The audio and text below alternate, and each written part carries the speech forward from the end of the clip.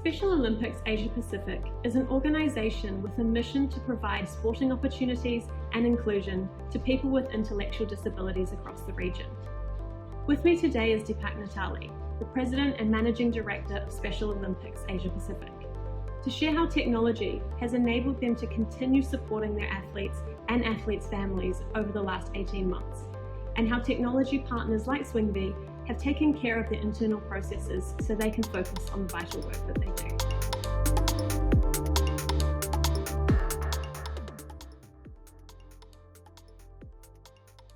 My name is Dipak Natali. I'm the President and Managing Director of Special Olympics Asia Pacific.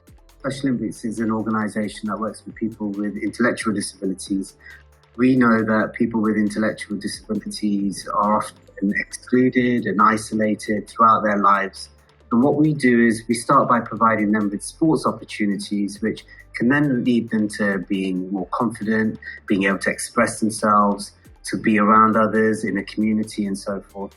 And what we know through that is that anyone in that sort of environment can really get the opportunity to reach their full potential. Our work is really about grassroots sport. It's about providing that opportunity to play at local level. And it could be in a huge variety of different sports. We offer everything from sort of swimming right the way through to equestrian, depending on where you are in the world. When you're thinking about a person with an intellectual disability walking into a traditional sports club, more often than not, they're going to be told that they can't play. And I guess that's the real thing about Special Olympics. It's about an opportunity. It's about giving people a chance to play. At Special Olympics Asia Pacific, we work across 35 countries, all the way from Afghanistan right the way through to Samoa. Within that, when you look at something like the COVID-19 pandemic and you think about the impact it's had everywhere, it's been so different. You know, there are countries in the Pacific where COVID-19 hasn't really had an impact.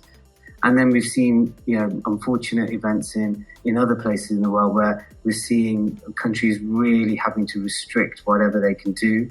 And that has had a huge impact on the specialist community and the work that we do. Through that, we've really had to revise the way we work. Much of our work, even at a regional level, would be about bringing people together so that they can be together in the same place and play sport.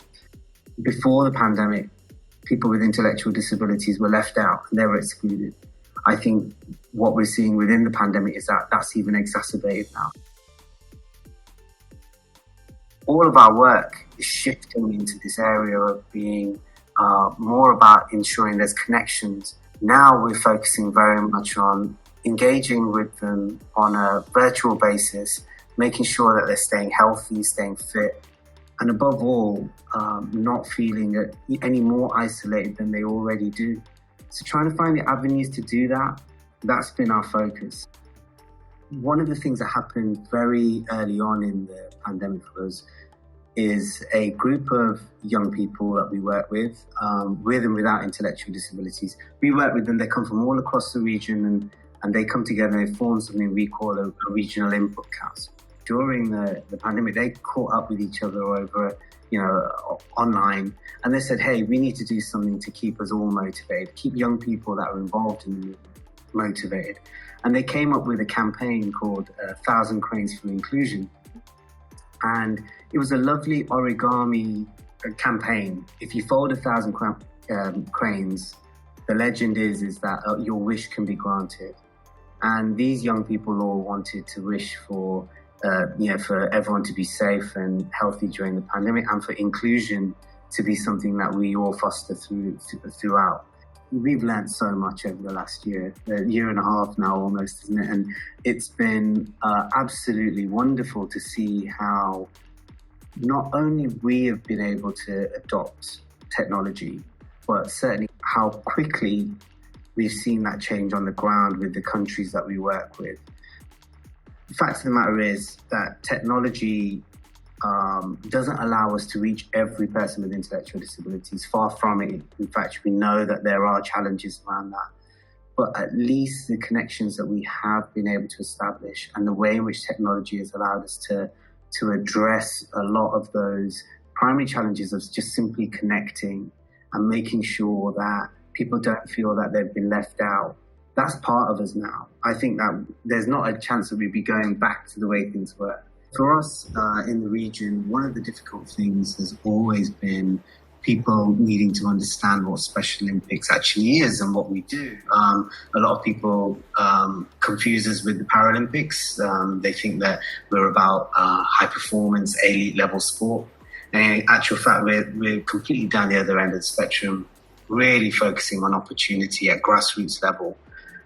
So technology has really been a way for us to take ownership of what we are and what we stand for. When you're using social media and you're able to promote the impact you have on individuals, for us, that's probably the best way to explain what Special Olympics is.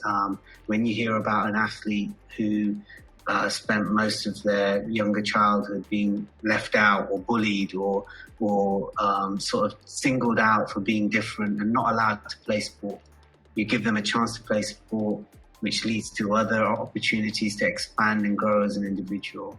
And then what that leads to for them as a person, that's the impact that Special Olympics has.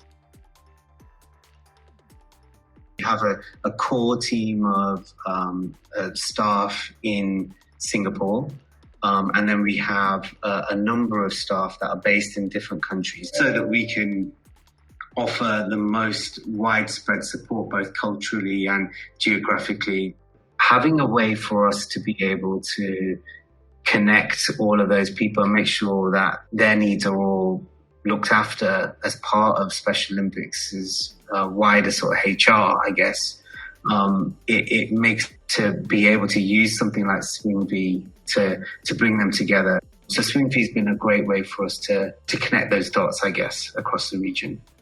Something that we'd struggled with for some time was leave. We were trying to monitor so many people that, in different countries, lots of, I say paper, but really emails back and forth, trying to keep track of where everyone was. And so the decision to go with Swingvy was really based on us trying to streamline that whole process. I think there's been a lot of advantages, certainly in us taking technology that much further through Swingvy to manage our leave records, for one. We found it really, really easy to use. I feel that we have great awareness across the team now of everyone's movements, and I think that's really, really important.